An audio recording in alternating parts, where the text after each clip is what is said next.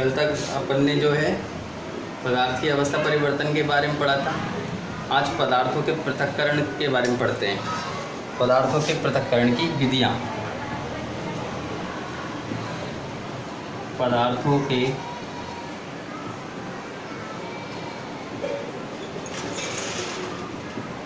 पृथक्करण की विधियाँ।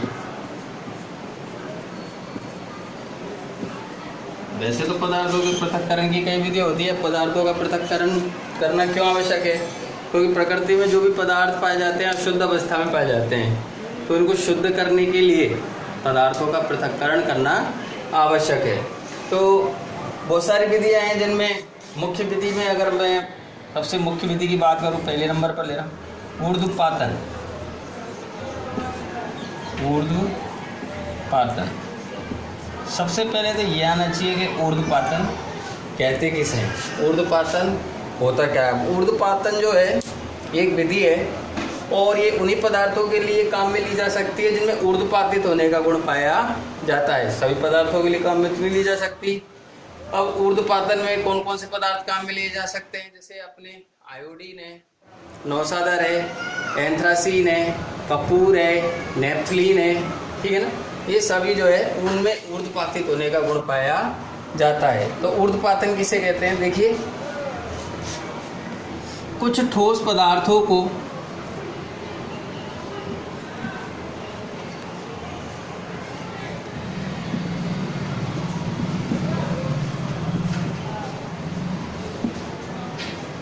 गर्म करने पर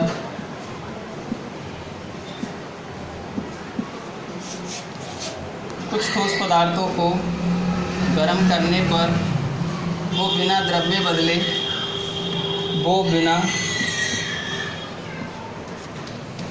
बदले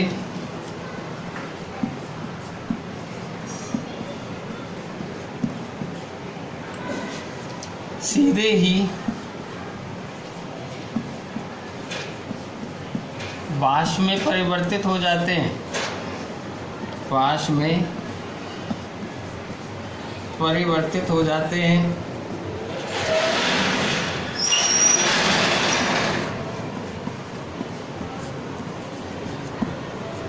तथा वाष्प को ठंडा करने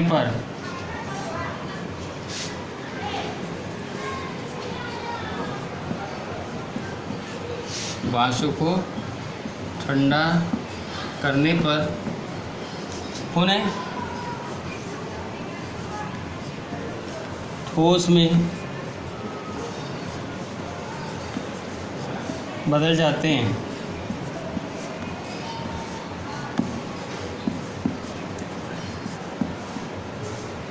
पदार्थों के इस गुण को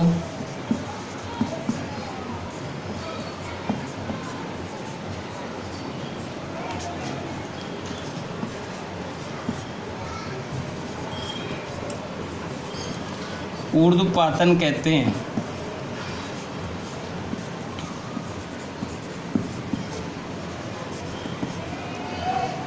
तो यहाँ पर ये ऊर्ध्वपातन की परिभाषा है।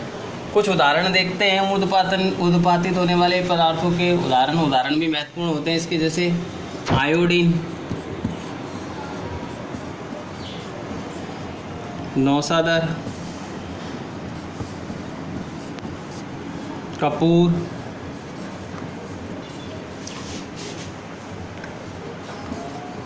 नेपथलीन आदि।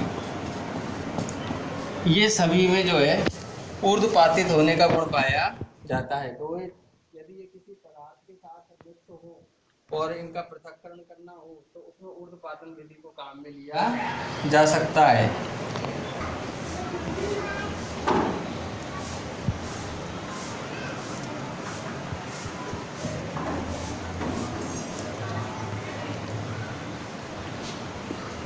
अब अपन पढ़ेंगे ऊर्ध्वपातन विधि द्वारा पदार्थों का पृथक्करण। ऊर्ध्वपातन विधि द्वारा पदार्थों का पृथक्करण। ऊर्ध्वपातन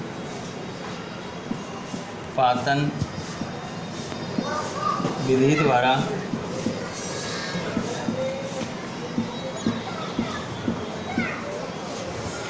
ऊर्ध्वपातन विधि द्वारा पदार्थों का पृथक्करण, यानी ऊर्ध्वपातन विधि द्वारा पदार्थों का पृथक्करण कैसे किया जाता है। यहाँ पर अपन लेंगे ऊर्ध्वपातन विधि द्वारा नमक व नौसादर के मिश्रण का पृथक्करण।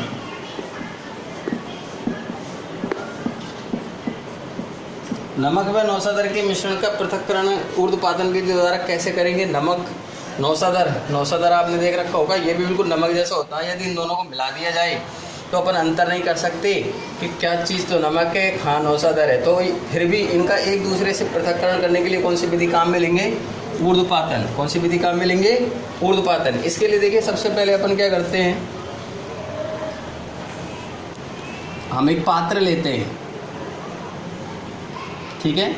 जैसे पात्र में कटोरी आदि हो सकती है, उसमें अपन जो है अमोनियम क्लोराइड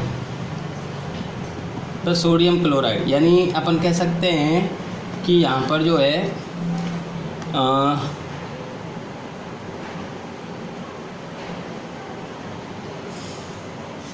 देखिए ध्यान देना, नमक का सूत्र होता है सोडियम क्लोराइड, बोलते हैं इसे NaCl।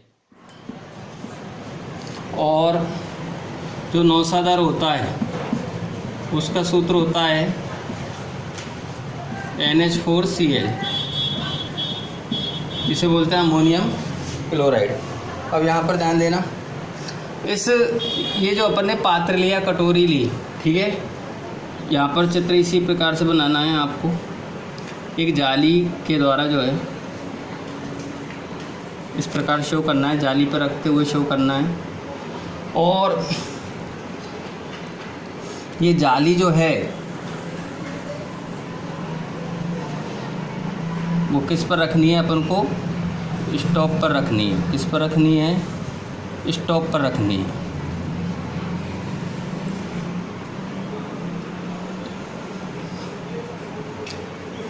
और उसकी सहायता से इसको क्या करते हैं, मिश्रण को गरम करते हैं। क्या करते हैं, गरम करते हैं, ठीक है। अब ये जो अपन ने कटोरी ली है, इसी के ऊपर एक जो कीप होता है उसको उल्टा करके रख देते हैं। कीप जो होता है ना, उसे उल्टा करके रख देते हैं इस प्रकार से। ये कीप है अपना, और ये कीप का जो मुंह होता है यहाँ पर, इसे रुई की सहायता से बंद कर देते हैं, ठीक है। अब क्या करते हैं, मिश्रण को गर्म करना। ये अपनी जाली है ये,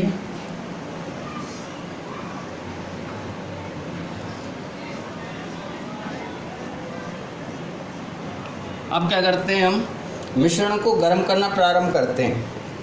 जब मिश्रण को हम गर्म करते हैं तो हम देखते हैं कि अमोनियम क्लोराइड जो होता है वो बाष्पीकृत होने लगता है।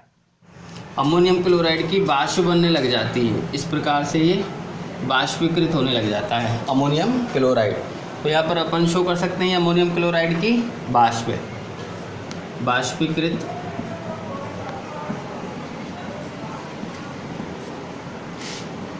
NH4Cl। तो ये अमोनियम क्लोराइड बाष्पीकृत हो जाता है, और बाष्पीकृत होने के बाद ये देखिए अपन ने जो है परख नली का मुंह जो है रुई की सहायता से, यहाँ पर लिख देंगे रुई की सहायता से बंद कर दिया। तो ये वाष्प बाहर नहीं निकल पाती और ये इसकी दीवारों से टकराने लगती है, और इसकी दीवारों से टकराकर ये अमोनियम क्लोराइड इसी पर एकत्रित होने लगता है, ठीक है, और ठोस के रूप में एकत्रित हो जाता है। जब ये अमोनियम क्लोराइड के वाष्प इस पर जमा हो जाए तब हम जो है मिश्रण को गर्म करना बंद कर देते हैं, और बाद में कुछ समय के लिए ऐसे ही छोड़ देते हैं। तो हम देखते हैं कि ये जो अमोनियम क्लोराइड होता है ये ठोस के रूप में रह जाता है, ठोस NH4Cl। ठीक है, अब अमोनियम क्लोराइड ठोस के रूप में एकत्रित हो गया। ठीक है, अब इसे क्या करते हैं, कीप को हम हटा करके और ठोस अमोनियम क्लोराइड को अलग से प्राप्त कर लेते हैं और पात्र में क्या शेष रह जाता है, नमक शेष रह जाता है। इस प्रकार से ऊर्ध्वपातन विधि द्वारा हमने जो है नमक व नौसादर के मिश्रण का पृथक्करण का अध्ययन किया। मेरे हिसाब से आपके अच्छे से समझ में आ गया होगा कि किस प्रकार से अमोनियम क्लोराइड सोडियम क्लोराइड के मिश्रण का पृथक्करण करेंगे और किस प्रकार से ऊर्ध्वपातन विधि को काम में लिया जाएगा। आप सभी को बहुत अच्छे से स्टडी करनी है और इस लॉकडाउन का भी ध्यान में रखना है, कुछ नियमों का पालन करना है जिससे आपको आगे परेशानी ना आए, और यदि किसी प्रकार की समस्या आए तो आप हमको सूचित कीजिए। धन्यवाद।